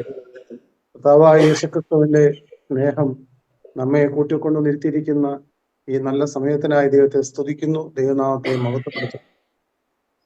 ദുബായിലുള്ള നിങ്ങളോടും സൂമിലുള്ള നമ്മുടെ ക്രിസ്തുവിലുള്ള സഹോദരി സഹോദരന്മാരോടും ചേർന്ന് നമുക്ക് വേറെ പുതിയ വിഷയങ്ങളോ പുതിയ പോയിന്റുകളോ ഒന്നും പറയാൻ വേണ്ടിയിട്ടല്ല, എങ്കിലും ദൈവമക്കൾ കൂടി വരുമ്പോൾ ആദ്യം മനസ്സിൽ പറയാൻ വരുന്നത്, എൻ്റെയും 22ാമത്തെ വയസ്സിൽ ഞാൻ ആയിരിക്കുന്ന എൻ്റെ സാഹചര്യത്തിലേക്ക് ഇറങ്ങി വന്ന്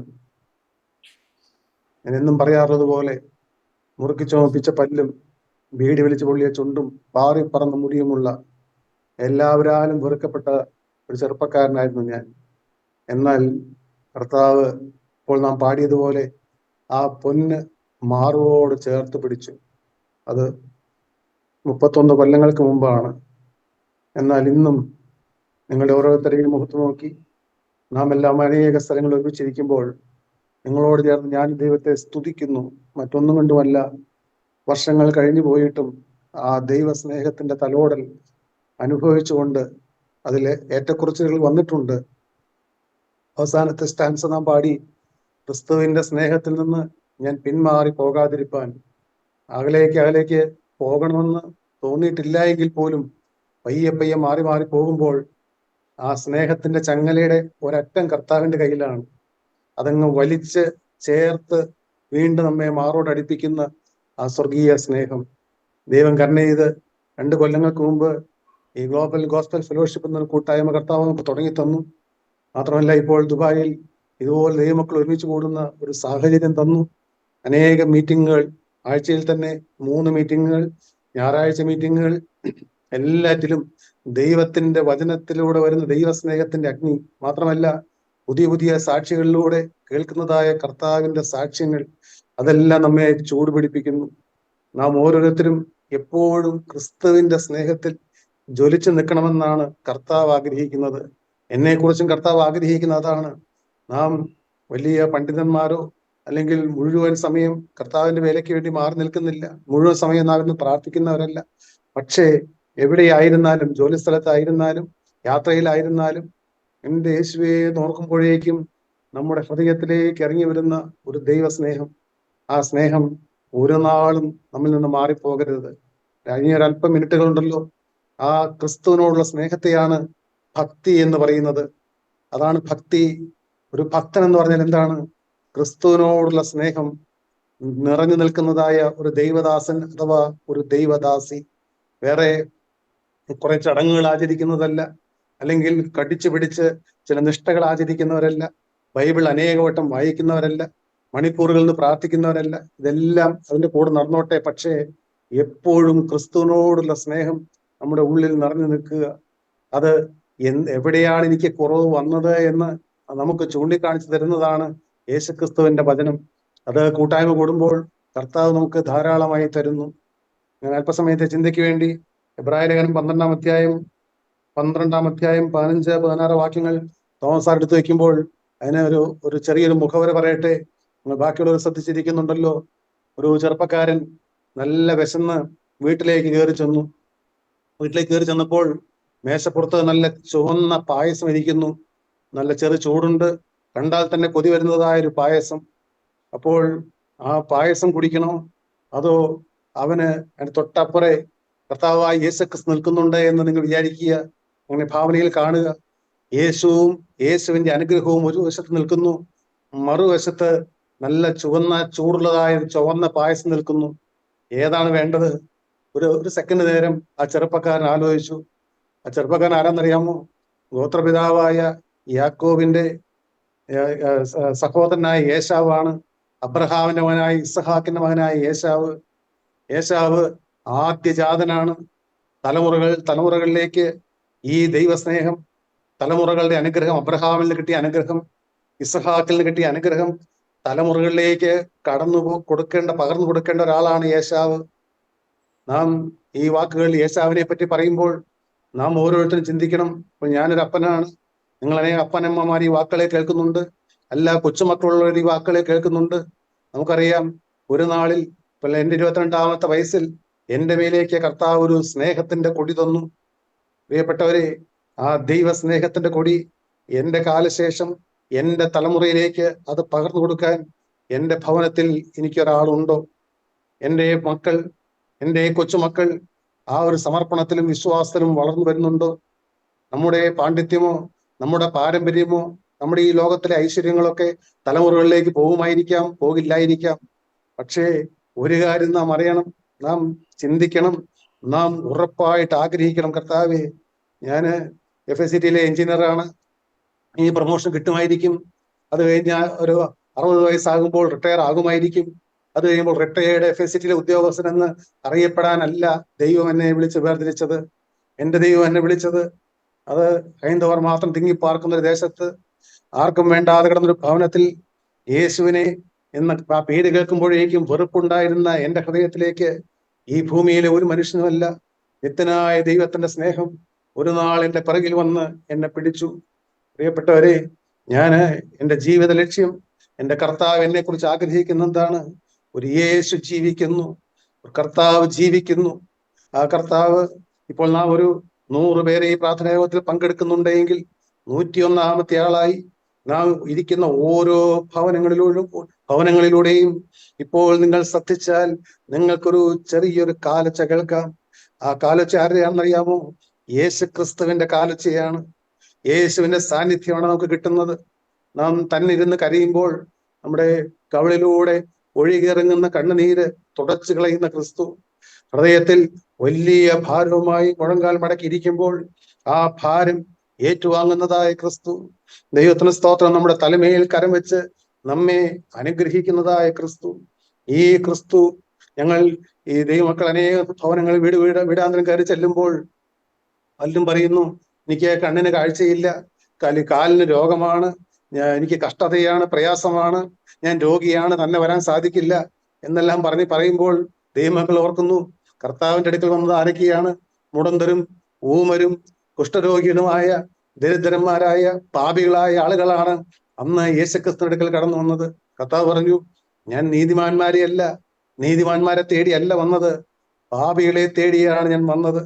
അതുകൊണ്ടാണ് എൻ്റെ ഇടയിലേക്ക് യേശു വരാൻ ഇടയായത്. ഇപ്പോൾ നിങ്ങൾ ഇരിക്കുന്ന സ്ഥലത്ത് നിങ്ങളരികിലേക്ക് യേശു വരാൻ ഇടയായത് എന്തുകൊണ്ടാണ്?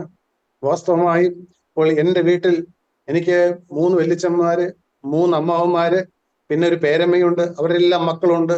അവരെല്ലാം ലിസ്റ്റിട്ട് നോക്കിയാൽ എൻ്റെ തലമുറയിലെ ഏറ്റവും മോശം സ്വഭാവമുള്ള ഒരു ചെറുപ്പക്കാരനായിരുന്നു ഞാൻ. എന്നാൽ ദൈവസ്നേഹത്തിന്റെ തെരഞ്ഞെടുപ്പ്, നിത്യജീവന് വേണ്ടിയുള്ളതായ തെരഞ്ഞെടുപ്പ്, സ്വർഗീയ വിളി എൻ്റെ ഈ കാതുകളിലാണ് കേൾക്കാൻ എനിക്ക് കർത്താവ് കൃപ തന്നത്. സ്തോത്രം. ഇതെല്ലാം പറയുമ്പോൾ നിങ്ങൾ ഇരിക്കുന്ന സ്ഥലങ്ങളിൽ ദൈവത്തെ സ്തുതിച്ചുകൊണ്ടിരിക്കുക. ആ സ്തുതി സ്വർഗത്തിലേക്ക് ചെല്ലട്ടെ. കർത്താവേ, ഞങ്ങളെ വീണ്ടെടുത്തതായ സ്വർഗീയ വിളി അത് ഞങ്ങളിൽ നിൽക്കാനല്ല, അനേകരിലേക്ക് അത് പകർന്നു കൊടുക്കാൻ കർത്താവേ നീ അത് മുഖാന്തരമാക്കണമേ. എന്റെ യേശുവേ, എന്റെ മക്കൾ വളരെ വളരുന്നതും വലുതാകുന്നതും ഞങ്ങളുടെ നാട്ടിൽ എല്ലാ കുഞ്ഞുങ്ങളും വിദേശത്ത് പോയി പഠിക്കുന്നതും എല്ലാം നല്ലത് തന്നെ. പക്ഷേ അവരെവിടെയാണെങ്കിലും ഒരു നാൾ അവർ ഗർഭത്തിൽ വെച്ച് കേട്ടതോ അവരെ ഞങ്ങൾ കൈക്ക് പിടിച്ചുകൊണ്ട് പോകുമ്പോൾ കേൾപ്പിച്ചതോ ആയ ദൈവത്തിന്റെ വചനം അവരിൽ ക്രിയ ചെയ്തിട്ട് അവരെ യേശുക്രിസ്തുവിന്റെ അടുത്ത തലമുറയിൽ സാക്ഷിയാകുവാൻ നാം ഓരോരുത്തരും ആഗ്രഹിക്കുക. പ്രിയപ്പെട്ടവരെ, ദൈവം നമ്മെ വിളിച്ചാൽ കർത്താവ് വാഗ്ദത്തം പറഞ്ഞിട്ടുണ്ട്, ഞാൻ നിന്നെ ഒരു നാളും കൈവിടുകയുമില്ല, ഉപേക്ഷിക്കുകയുമില്ല എന്ന്. ദുബായിലുള്ള നിങ്ങൾ പലപ്പോഴും ദൈവമക്കൾ പറഞ്ഞ് കേട്ടിട്ടുണ്ടായിരിക്കുമല്ലോ. നമ്മുടെ കൂട്ടായ്മയിലെ പ്രിയപ്പെട്ട നബിച്ചേട്ടൻ കഴിഞ്ഞ ദിവസം ഞായറാഴ്ച രാവിലെ അങ്ങ് കർത്താവിന്റെ കരം പിടിച്ചുകൊണ്ട് വാനഗോളങ്ങളെ താണ്ടി ആയാറിൽ പതിയിരിക്കുന്ന ദുഷ്ടാത്മക സേനകളെ എല്ലാം വിട്ടുമാറ്റിക്കൊണ്ട് അങ്ങ് നീലവാനത്തിനപ്പുറത്തേക്ക് ദൈവരായത്തിൽ പോയി ഇപ്പോൾ ഇരിക്കുന്നു. ഭൗതിക ശരീരം തൊടുപുഴ സ്മിത ഹോസ്പിറ്റലിലെ മോർച്ചറിയിൽ ഇരിക്കുന്നു. നാളെ കഴിഞ്ഞ് അത് വീട്ടിൽ കൊണ്ടുവരും. അത് കഴിഞ്ഞ് കോട്ടയത്ത് കൊണ്ടുപോയി അടക്കും. പക്ഷെ ഇതെല്ലാം ആ ദേവദാസൻ നിത്യതയിൽ ഇരുന്ന് കാണും. കഴിഞ്ഞ 4-ാം ഞായറാഴ്ച മൂവാറ്റുപുഴയിൽ കൂടി വന്നപ്പോൾ അന്ന് ഹോസ്പിറ്റലിൽ വന്നതിന്റെ പിറ്റേ ദിവസമായിരുന്നു. ഓടി വന്നു. അന്ന് ഒരു സാക്ഷ്യം പറയാൻ ദൈവമക്കൾ ആവശ്യപ്പെട്ടു. അദ്ദേഹം പറഞ്ഞു, എനിക്കിനി വേറെ ആഗ്രഹങ്ങളൊന്നുമില്ല എന്ന്. ഞാൻ കോട്ടയത്തെ എന്റെ കുടുംബത്തിലെ ഹീറോ ആയിരുന്നു. എന്നാൽ ദൈവത്തിന്റെ വചനം ആ ദൈവവേദലിനെ കടന്നു പിടിച്ചു, വലിയ രൂപാന്തരം കൊടുത്തു. എന്നാൽ 4 വർഷങ്ങൾക്ക് മുമ്പ് നമ്മുടെ ആത്മീയമായ പ്രതിസന്ധി വന്ന കാലത്ത് അദ്ദേഹത്തിന്റെ ആ ജീവിതത്തിലും ചെറിയ വാട്ടങ്ങൾ വന്നു, നല്ലൊരു റോസാമുട്ട് വാടിപ്പോകുന്നത് പോലെ. പക്ഷേ നമ്മുടെ ഈ കൂട്ടായ്മയിൽ വന്നു. ഞങ്ങൾ തമ്മിൽ 2 ദിവസം കൂടുമ്പോൾ വിളിക്കുമായിരുന്നു. ആ 4 വർഷങ്ങൾക്ക് മുമ്പ് തന്നെ അന്നത്തെ സംസാര രീതി, കഴിഞ്ഞ 1 വർഷത്തെ സംസാര രീതി എല്ലാം എന്റെ മനസ്സിലുണ്ട്. ഈ തന്നെത്താനെ 1.5 കാലോടെ ഒരു കാല് മുറിച്ചു കളഞ്ഞിരുന്നു. ആ കാലോടുകൂടി കാർ ഓടിച്ച് കൂട്ടായ്മ വന്നിരുന്നു. നിറകണ്ണുകളോട് ദൈവത്തിന്റെ വചനം കേട്ടുകൊണ്ടിരുന്നു. സംസാരത്തിൽ വരുന്ന മാറ്റം, ആരെയും കുറ്റം വിധിക്കാതെ യേശുവിനെ മാത്രം സ്നേഹിക്കുന്ന ഒരു ഹൃദയമുള്ളവനായി വലിയൊരു രൂപാന്തരം പ്രാപിച്ച ആ വാട്ടം മാറി, അത് മൊട്ടായി, അത് പൂവായി, അത് വിടർന്നു. തക്ക സമയമായപ്പോൾ യജമാനൻ ആ പൂ പറിച്ചെടുത്ത് തന്റെ രാജ്യത്തിലേക്ക് കൊണ്ടുപോയി. പ്രിയപ്പെട്ടവരെ, ഇതല്ലേ നമുക്ക് വേണ്ടത്? കഴിഞ്ഞ ദിവസം ദൈവമക്കൾ വീടാന്തരം കയറി ചെന്നപ്പോൾ പ്രത്യാശയില്ലാതിരിക്കുന്ന പലരെയും കണ്ടു. അപ്പോൾ ഞങ്ങൾ ഓർക്കുന്നു, എന്റെ ദൈവമേ, നമ്മുടെ ജീവിതത്തിൽ വേണ്ട ഏക പ്രത്യാശ. നിങ്ങൾ കേട്ടിട്ടുണ്ടായിരിക്കും, ഇന്ത്യയിൽ തന്നെ ഏറ്റവും പ്രശസ്തിയായ ഗായികയായിരുന്നു ലതാ മങ്കേഷ്കർ. ലതാ മങ്കേഷ്കർ അവരെ കുറിച്ചത്, അവസാന കാലങ്ങളിൽ കുറിച്ചത് ഞാൻ വായിക്കാനിടയായി. പറഞ്ഞു, എനിക്ക് ലക്ഷക്കണക്കിന് രൂപ വിലയുള്ള ആഭരണങ്ങളും വസ്ത്രങ്ങളുമുണ്ട്. പക്ഷേ ആശുപത്രിക്കാർ തന്നിരിക്കുന്ന ഒരു ഗൗൺ അണിഞ്ഞ് ഞാൻ ഇരിക്കുന്നു. എനിക്ക് ലക്ഷക്കണക്കിന് രൂപ വിലയുള്ള, കോടിക്കണക്കിന് വിലയുള്ള കാറുകൾ എൻ്റെ വീട്ടിലുണ്ട്. പക്ഷെ ഞാൻ ആശുപത്രിക്കാർ തന്ന ഒരു വീൽ ചെയറിൽ ഞാൻ ഒതുങ്ങിക്കൂടിയിരിക്കുന്നു. കൊട്ടാരം പോലത്തെ വീട് എനിക്കുണ്ട്. പക്ഷേ ഞാൻ ആശുപത്രിയുടെ 4 ചുവരുകളിലായിരിക്കുന്നു. മനുഷ്യന്റെ അവസ്ഥയാണ് ഈ പറയുന്നത്. ഇതെല്ലാം ഏത് മനുഷ്യനും വരും. എന്നാൽ നാം ഇപ്പോൾ കരുത്തുള്ള പ്രായത്തിൽ, ആയുസ്സുള്ള പ്രായത്തിൽ നാം യേശുക്രിസ്തുവിനെ സമ്പാദിക്കുകയാണ്. പ്രിയപ്പെട്ടവരെ, ആ ദൈവസ്നേഹം അനേകം തലമുറകളിലേക്ക് കൊടുക്കണം. അതിന് ദൈവം വിളിച്ച ആ തലമുറയിൽ യാക്കോബിന്റെ മൂത്ത മകനായി ജനിച്ചയാളാണ് യേശാവ്. എന്നാൽ നമുക്ക് വേദപുസ്തകം എന്ത് പറയുന്നു? പുതിയ നിയമത്തിൽ 12-ാം അധ്യായം 15-16 വാക്യം വായിക്കാം. ആരും ദൈവകൃപയുടെ പിന്മാറുകയും വല്ല കൈപ്പുള്ള വേരും മുളച്ച് കലക്കമുണ്ടാക്കി അനേകർ അതിനാൽ മലിനപ്പെടുകയും ആരും ദുർനടപ്പുകാരനോ ഒരു ഊണിന് ജ്യേഷ്ഠാവകാശം വിറ്റുകളഞ്ഞ യേശാവിനെ പോലെ അഭക്തനായി തീരുകയും ചെയ്യാതിരിക്കാൻ കരുതിക്കൊള്ളുവിൻ. നിങ്ങൾ ആരും ഒരു ഊണിന് ജ്യേഷ്ഠാവകാശം വിറ്റുകളഞ്ഞ യേശാവിനെ പോലെ അഭക്തനോ ആയിത്തീരുകയും ചെയ്യാതിരിപ്പാൻ കരുതിക്കൊള്ളുവീൻ. ഒരു ഊണിന് ജ്യേഷ്ഠാവകാശം വിറ്റുകളഞ്ഞ, ഒരു പായസത്തിന് വേണ്ടി ജ്യേഷ്ഠാവകാശം വിറ്റുകളഞ്ഞ യേശാവിനെ പോലെ ആയിത്തീരാതിരിപ്പാൻ കരുതിക്കൊള്ളുവീൻ. ഉൽപ്പത്തി പുസ്തകത്തിൽ പറയുന്നുണ്ട്, അവൻ തന്റെ ജ്യേഷ്ഠാവകാശം അലക്ഷ്യമാക്കി കളഞ്ഞു എന്ന്. എല്ലാ 2-ാം ഞായറാഴ്ചയും ദുബായ് നിങ്ങൾ കൂടി വരുന്നു. എന്നാൽ ആയിരിക്കുന്ന ക്യാമ്പുകളിൽ, ആയിരിക്കുന്ന സമൂഹത്തിലേക്ക് ഇറങ്ങി ചെല്ലുമ്പോൾ ഈ പറയുന്ന പോലെ ജീവിക്കാൻ സാധിക്കുമോ? ഈ 10 മിനിറ്റ് കഴിഞ്ഞാൽ നമ്മുടെ യോഗം തീരും. അത് കഴിഞ്ഞ് ഒരു ചെവിയിലൂടെ കേട്ടത് വേറൊരു ചെവിയിലൂടെ ഇറങ്ങിപ്പോകുന്നൊരവസ്ഥ. വീട്ടിൽ ചെല്ലുമ്പോൾ ഉറക്കം വരാതിരിക്കുമ്പോൾ മൊബൈൽ എടുക്കുന്നു, പയ്യെ യൂട്യൂബിലേക്ക് കയറുന്നു, പിന്നെ കാണുന്നത്, കേൾക്കുന്നത്. ഇവിടെ വചനത്തിൽ കേട്ടത് എന്താണ്? പ്രിയ മകനെ, പ്രിയ മകളെ, ജീവിതത്തിൽ ഒരു ഭക്തനും ഭക്തിയുമായി തീരുന്നത് അത് വെറുതെ ഇരിക്കുന്നവർക്കല്ല. വെറുതെ ആഗ്രഹിക്കുന്നവർക്കല്ല. തോന്നിയതുപോലെ ജീവിച്ചിട്ട് എനിക്കൊരു ഭക്തനാകണം, എനിക്കൊരു ഭക്തയാകണം, എന്റെ തലമുറ അനുഗ്രഹിക്കപ്പെടണം എന്ന് പറയുന്നവർക്ക് അത് കിട്ടുന്നതല്ല. അത് വളരെ വളരെ വിലപ്പെട്ടതാണ് എന്ന് ദൈവത്തിന്റെ വചനം നമ്മെ പഠിപ്പിക്കുകയാണ്. ഒരു സാഹചര്യം വന്നപ്പോൾ അത് അലക്ഷ്യമാക്കി കളഞ്ഞു, വേണ്ട എന്ന് വെച്ചു. എനിക്കെന്തിനീ ആത്മീയം, എനിക്കെന്തിനീ ജ്യേഷ്ഠാവകാശം, അയ്യോ വയ്യ വയ്യ. എന്റെ ദൈവമേ, എന്റെ ഫോണിൽ ഞാനൊരു സ്റ്റാറ്റസ് ഇടുന്നു, അതൊരാൾ കണ്ടാൽ ഒരു മോശം. ഞാനൊരു ബൈബിൾ എടുക്കുന്ന, തിരുവചനം കയ്യിലെടുക്കുന്ന ഒരു കർത്താവിന്റെ കൂട്ടായ്മയ്ക്ക് പോകുന്ന ഒരാളാണെന്ന് അറിഞ്ഞാൽ അതൊരു മോശം. അങ്ങനെ ദൈവത്തെയും ദൈവത്തിന്റെ വഴികളെയും നിസ്സാരവൽക്കരിച്ചുകൊണ്ട്, ഇല്ലേ, നിങ്ങൾ പലരും തിരുവനന്തപുരത്ത് വന്നിരിക്കുമ്പോൾ പലപ്പോഴും കുറ്റവാളികളെ പോലെ ഇരിക്കുന്നത്. കാരണം എന്താണ്? കഴിഞ്ഞ മാസം കേട്ട വചനം ഈ മാസം കൂട്ടായ്മയിൽ വരുമ്പോൾ പറഞ്ഞതൊന്നും പാലിക്കാൻ പറ്റിയില്ല. പ്രിയപ്പെട്ടവരെ, നോട്ടത്തിൽ തെറ്റി, ചിന്തയിൽ തെറ്റി, സ്വപ്നത്തിൽ തെറ്റി, വാക്കിൽ തെറ്റി, പ്രവൃത്തിയിൽ തെറ്റി, കുടുംബത്തിൽ വെച്ച് പ്രാർത്ഥിക്കുന്നു തീരുമാനിച്ചു, അതും പാലിക്കാൻ പറ്റിയില്ല. ഇഷ്ടക്കുറവുകൾ, നീരസങ്ങൾ പലതും പൊങ്ങി വരുന്നു. കയ്പുള്ള വേരെന്നാണ് പറയുന്നത്. ഈ ജഡത്തിൽ കയ്പുള്ള വേരുണ്ട്. എന്റെ പിതാക്കന്മാരുടെ പാരമ്പര്യം മുതൽ കെട്ടിയത് എന്റെ ഉള്ളിൽ കിടക്കുന്നുണ്ട്. ഇതെല്ലാം പൊങ്ങി വരാൻ എത്ര സമയം വേണം? എന്നാൽ അത് ഇനിയിപ്പോൾ അടുത്ത മാസം ഒക്ടോബർ മാസം 12-ാം തീയതിയാണ് രണ്ടാമത്തെ ഞായറാഴ്ച. അന്ന് വരുന്നത് വരെയും ദൈവം ആയുസ്സും കാലങ്ങളും തന്നാൽ, എന്റെ ദൈവമേ, ഇനിയുള്ള ഓരോ ദിവസവും കേട്ട വചനപ്രകാരം എന്താ ചിന്തിച്ച ഒറ്റ ചിന്തയേ ഉള്ളൂ: എന്റെ തലമുറയിൽ ഞാനൊരു ഭക്തനായി ജീവിക്കും, ഒരു ഭക്തയായി ജീവിക്കും. യേശാവിന് തോന്നി അതിലും നല്ലത് ഒരു പായസമാണ് നല്ലതെന്ന്, ഒരു ഊണാണ് നല്ലതെന്ന്. വേണ്ട എന്ന് വെച്ചു. നമുക്കറിയാമല്ലോ, യൂദാ ഇസ്കരിയോത്തോ, അവൻ 3.5 കൊല്ലം കർത്താവിന്റെ കൂടെ നടന്നു. 3.5 കൊല്ലം കർത്താവിന്റെ കൂടെ നടന്നിട്ട് അവന് തോന്നി, മഹാപുരോഹിതന്മാർ കൊടുത്ത 30 വെള്ളിക്കാശ് കയ്യിൽ വെച്ചുകൊണ്ട് അവൻ നോക്കി യേശുവിന്റെ മുഖത്തേക്ക്. ഇല്ല, ഇനി പ്രതീക്ഷയൊന്നുമില്ല, ഇവൻ രാജാവില്ല, ഇവൻ ക്രൂശിക്കപ്പെടാൻ പോവുകയാണ്. അതോ അവൻ പോയാൽ അതിലും വിലയുള്ളത് ഈ 30 വെള്ളിക്കാശാണ്. യൂദാ ഇസ്കരിയോത്തോയ്ക്ക് തോന്നി 30 വെള്ളിക്കാശിനെക്കാളും വില കുറഞ്ഞവനാണ് യേശു എന്ന്. യേശാവിന് തോന്നി ഒരു പായസത്തെക്കാളും വില കുറഞ്ഞവനായി ദൈവത്തെയും ദൈവത്തെ അനുഗ്രഹത്തെയും കണ്ടു.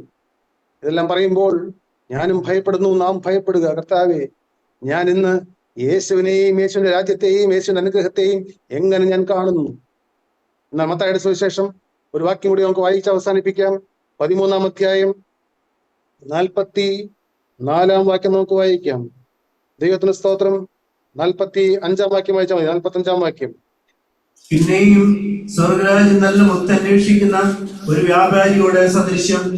അവൻ വിലയേറിയ ഒരു മുത്ത് കണ്ടെത്തിയാറ് ചെന്ന് തനിക്കുള്ളതൊക്കെയും വിറ്റ് അത് വാങ്ങി. അവൻ ചെന്ന് തനിക്കുള്ളതൊക്കെയും വിറ്റ് അത് വാങ്ങി. ഒരു പായസത്തിന് വേണ്ടി ദൈവാനുഗ്രഹത്തെ വിറ്റ് കളഞ്ഞ യേശാവ് 30 വെള്ളിക്കാശിന് വേണ്ടി യേശുക്രിസ്തുവിനെ വിറ്റ് കളഞ്ഞതായി യൂദാ ഇസ്കരിയോത്തോ. എന്നാൽ യേശുക്രിസ്തുവിന് വേണ്ടി തനിക്കുള്ളതെല്ലാം വിറ്റ് യേശു എന്ന നിധിയെ സ്വന്തമാക്കിയതായ ഒരു മനുഷ്യനെ നാം വേദപുസ്തകത്തിൽ കാണുകയാണ്. പ്രിയപ്പെട്ടവരെ, എല്ലാം വിറ്റ് നേടേണ്ട ഒരു സ്വർഗീയ നിധിയാണ് യേശുക്രിസ്തു എന്ന് ദൈവത്തിന്റെ വചനം നമ്മെ പഠിപ്പിക്കുന്നു. നമുക്ക് ഇന്ന് രാത്രി നമുക്ക് തീരുമാനിക്കാം, കരുണയുള്ള കർത്താവേ, എന്റെ ജീവിതത്തിൽ ഞാൻ എന്റെ സാഹചര്യത്തിന് വേണ്ടി, എന്റെ സ്വന്തം ഇഷ്ടങ്ങൾക്ക് വേണ്ടി, എന്റെ സ്വന്തം വികാരങ്ങൾക്ക് വേണ്ടി, എന്റെ സ്വന്തം മോഹങ്ങൾക്ക് വേണ്ടി, എന്റെ സ്ഥാനങ്ങൾക്ക് വേണ്ടി യേശുവിനെ വിറ്റ് കളയുന്ന ഒരു മനുഷ്യനായി ഇന്നു മുതൽ ഞാൻ ജീവിക്കുകയില്ല. നമ്മുടെ കണ്ണുകൾ നമുക്ക് അടയ്ക്കാം, നമ്മുടെ തലകൾ നമുക്ക് വണക്കാം. ദൈവത്തിന് സ്തോത്രം. എന്റെ ദൈവമേ, ദൈവത്തിന്റെ വചനം നമ്മൾ പറയുകയാണ്, കരുതിക്കൊള്ളുവീൻ, സൂക്ഷിച്ചുകൊള്ളുവീൻ. പാരമ്പര്യമോ ആത്മീയ പാരമ്പര്യങ്ങളോ 3.5 കൊല്ലം കർത്താവിന്റെ കൂടെ നടന്നിട്ടും ആ യൂദാ അവസാനം വെറും 30 വെള്ളിക്കാശിന് സ്വർഗത്തിന്റെ ഉടയവനെ യഹൂദന്മാർ മുമ്പിൽ തള്ളിപ്പറഞ്ഞ് വിറ്റ് കളഞ്ഞവനാണ്. എന്റെ കർത്താവേ, ഞാനിപ്പോൾ നിന്റെ മുമ്പാകെ വന്നിരിക്കുമ്പോൾ ഒരു കുറ്റവാളിയെ പോലെ പിടിക്കപ്പെട്ടവനായി വന്നിരിക്കുകയാണ്. യേശുവേ, ഞാൻ ദുബായിലോ അജ്മനിലോ ഷാർജയിലോ എല്ലാം ജീവിക്കുന്നു, അല്ല ഞങ്ങൾ ഈ സൂമിലിരിക്കുന്നതെല്ലാം അത് കേട്ടുകൊണ്ടിരിക്കുന്നു. കർത്താവേ, ഈ നാളുകൾ എന്തുമാത്രം വചനം നീ ഞങ്ങൾക്ക് തരുന്നു. എന്നാൽ സാഹചര്യം വന്നപ്പോൾ യേശുവിനെ വിറ്റ് കളഞ്ഞ നിസ്സാര കാര്യത്തിന് വേണ്ടി യേശുവിനെ വിറ്റ ഒരു കുറ്റവാളിയായി, പിടിക്കപ്പെട്ടവളായി ഇപ്പോൾ ഞാൻ നിന്റെ മുമ്പാകെ ഇരിക്കുകയാണ്. എന്നാൽ ഇന്ന് ഈ കൃപയുടെ ദിവസം ഈ നിമിഷത്തിൽ ദൈവത്തിന്റെ വചനം നമ്മോട് പറയുകയാണ്. അന്ന് കർത്താവ് ഉപമയിൽ പറഞ്ഞു, മോനെ, ഒരു സംഭവമുണ്ട് കേട്ടോ. ഒരു മനുഷ്യൻ തനിക്കുള്ളതെല്ലാം വിറ്റ് ആ വിലയേറിയ മുത്ത് വാങ്ങിയതുപോലെ ഇപ്പോൾ വിലയേറിയ മുത്തായ സ്വർഗീയ രാജകുമാരനായ രാജാതിരാജനായ ആയിരങ്ങളിൽ സുന്ദരനായ വെള്ളോട്ടിൻ സദസ്സുള്ള കാലുള്ളവനായ മാറത്ത് പൊൻകച്ച കെട്ടിയവനായ ഹിമം പോലെ വെളുത്ത മുടിയുള്ളതായ സകലത്തെയും ഉള്ളങ്കരത്തിൽ വഹിക്കുന്നവനായ നമ്മുടെ ഇന്നലെയും നമ്മുടെ ഇന്നും നമ്മുടെ നാളത്തെ ഭാവിയും നമ്മുടെ കുഞ്ഞുങ്ങളുടെ കാര്യങ്ങളും എല്ലാം ആ കരത്തിലുള്ളവനായ യേശു ക്രിസ്തുവിനെ ദൈവത്തിന്റെ സ്നേഹം ചൂണ്ടിക്കാണിച്ച് എന്നിട്ട് ചോദിക്കുകയാണ്, ഈ യേശു നിനക്ക് വിലയുള്ളവനാണോ? നിനക്ക് എല്ലാം വിറ്റ് ഈ യേശുവിനെ സ്വീകരിക്കാൻ തോന്നുന്നുണ്ടോ? എങ്കിൽ ഇപ്പോൾ ഹൃദയത്തിൽ പറയൂ, എന്റെ യേശുവേ, എന്നെയും എനിക്കുള്ള സകലത്തെയും, എനിക്കുള്ള സകലം എന്ന് പറഞ്ഞാൽ മുഴുവൻ പാളിച്ചകളും പരാജയങ്ങളും പാപങ്ങളും മാത്രമാണ്, എല്ലാം ഞാനിതാ തൃപ്പാദത്തിൽ സമർപ്പിച്ചുകൊണ്ട് കർത്താവേ, എനിക്ക് എന്റെ യേശു മതി. കർത്താവേ, ഇന്നു മുതൽ ഞാൻ എവിടെ ഈ ലോകത്തെവിടെയായിരുന്നാലും ഭക്തനായ ഒരു പുരുഷനായി, ഭക്തയായ ഒരു സ്ത്രീയായി കർത്താവേ, സ്വർഗം നോക്കുമ്പോൾ എന്റെ ഉള്ളിൽ ഒരിക്കൽ നീ തന്നതായി നിക്ഷേപം അല്ല. പ്രിയപ്പെട്ട ദൈവമക്കളെ, ഇന്ന് രാത്രി ആദ്യമായി വചനങ്ങളെ കേൾക്കുന്ന ആരെങ്കിലും ഉണ്ടോ? നിങ്ങൾ ഹൃദയങ്ങളെ തുറക്കുക. നിങ്ങളുടെ ഹൃദയത്തിലേക്ക് യേശുവിന്റെ സ്നേഹം കടന്നു വരട്ടെ. സ്വർഗം നോക്കുമ്പോൾ ആ സ്വർഗീയ നിധി ഉള്ളിലുള്ളവരായി നമുക്ക് ഇനിയുള്ള കാലം ജീവിക്കാം, നമുക്ക് സമർപ്പിക്കാം. കർത്താവേ, നാഥാ, ഇപ്പോൾ ഞങ്ങളിതാ നിന്റെ പാദപീഠത്തിലേക്ക് വരുന്നു. ഞങ്ങൾ ആ തൃപ്പാദം ചുംബിക്കുന്നു. ഞങ്ങളുടെ കണ്ണിൽ നിന്ന് എന്റെ കർത്താവേ നന്ദികേട് വന്നിട്ടുണ്ട്, പരാജയം വന്നിട്ടുണ്ട്, പാപങ്ങൾ വന്നിട്ടുണ്ട്. ഇരുതുള്ളി കണ്ണുനീരുമായി എല്ലാം ഏറ്റു പറഞ്ഞുകൊണ്ട് ഞങ്ങൾ ആ പാദപീഠം ചുംബിക്കുന്നു. ഇപ്പോൾ എന്റെ തിരുവിലാ പൊട്ടി ഒഴുകുന്നതായ തങ്കത്തിരി രക്തം എന്നെ ഒന്ന് കഴുകണമേ. ഹല്ലേലൂയ. ദൈവത്തിന് സ്തോത്രം. നിങ്ങൾ കൂടിയിരിക്കുന്നിടത്തേക്ക് തലമുറകളെ കഴുകിയ തിരു രക്തം ഇപ്പോൾ സംസാരിച്ചുകൊണ്ട് നിങ്ങളുടെ മുമ്പിൽ വന്ന് നിൽക്കുകയാണ്. നാം ഓരോരുത്തരും കൂടിയിരിക്കുന്ന ഭവനത്തിലേക്ക് യേശു ക്രിസ്തുവിന്റെ സാന്നിധ്യം വരുന്നത്. നാം സമർപ്പിക്കുമ്പോൾ നമ്മിൽ നിന്ന് സ്വർഗീയ കൃപ നമ്മുടെ മക്കളുടെ പിന്നാലേക്ക് അങ്ങ് സ്നേഹ ചങ്ങലിയായി എറിയുന്ന സമയമാണ്. ആ സ്വർഗീയ കൃപ നമ്മുടെ രോഗങ്ങളെ കത്തിക്കുന്ന സമയമാണ്. വലിയ പ്രശ്നങ്ങളുടെ മേൽ വിടുതൽ തരുന്ന സമയമാണ്. ഒറ്റവാക്കേശ്വരൻ പറഞ്ഞാൽ മതി, യേശുവേ, എന്റെ യേശുവേ, ഇന്നു മുതൽ ഞാൻ നിന്റെ വക. ഒന്നുകൂടി പറയൂ, യേശുവേ, എന്റെ യേശുവേ, ഇന്നു മുതൽ ഞാൻ നിന്റെ ഒരു ഭക്തനായ വിശ്വസ്ത സാക്ഷി. യേശുവേ, ഇന്നു മുതൽ ഞാൻ നിന്റെ വക. നമുക്ക് പ്രാർത്ഥിക്കാം. സ്നേഹം നിറഞ്ഞ ദൈവം, കരുണയുടെ കർത്താവേ, ഈ നല്ല ദിവസത്തിനായി ഞങ്ങൾ നിന്നെ സ്തുതിക്കുന്നു, ഞങ്ങൾ നിന്നെ മഹത്വപ്പെടുത്തുന്നു. കർത്താവേ, എന്ത് വലിയ അത്ഭുതമാണ് എന്റെ നാഥ. ലോകം വളർന്നു, ശാസ്ത്രം വളർന്നപ്പോൾ ഞങ്ങൾക്ക് ഇങ്ങനെ ലോകത്തെ എല്ലാ സ്ഥലത്തുമുള്ള ദൈവമൊക്കെ ഒരുമിച്ച് കൂടി. കർത്താവേ, അവിടുത്തെ തൃക്കരത്തിന് കീഴായിരിക്കാൻ വന്ന സമയത്തിനായ സ്തോത്രം. ഈ വാക്കുകൾ ഞങ്ങൾ പറഞ്ഞ് കേട്ടുകൊണ്ടിരിക്കുമ്പോൾ ഞങ്ങൾ ആവശ്യക്കാരെ തുടരണമേ. അവിടുത്തെ കരം നീണ്ടു വരണമേ. എല്ലാവരെയും അനുഗ്രഹിക്കണമേ. കൂട്ടായ്മ അനുഗ്രഹിക്കണമേ. രോഗികളെ സന്ദർശിക്കണമേ. പ്രിയപ്പെട്ട കുടുംബത്തെ സമാധാനം കൊണ്ട് നിറയ്ക്കണമേ. എല്ലാ മഹത്വത്തോട് മാത്രം എടുക്കണമേ. എല്ലാം ഞങ്ങൾക്ക് വേണ്ടി ജീവൻ തന്ന യേശുവിൻ നാമത്തിൽ തന്നെ. പിതാവാം ദൈവത്തിന്റെ സ്നേഹവും പുത്രനാമന്റെ കൃപയും പരിശുദ്ധാത്മാവിന്റെ സംബന്ധവും സഹവാസവും നമ്മെല്ലാവരും കൂടെ എന്നും എന്നാളുണ്ടായിരിക്കുമാറാകട്ടെ.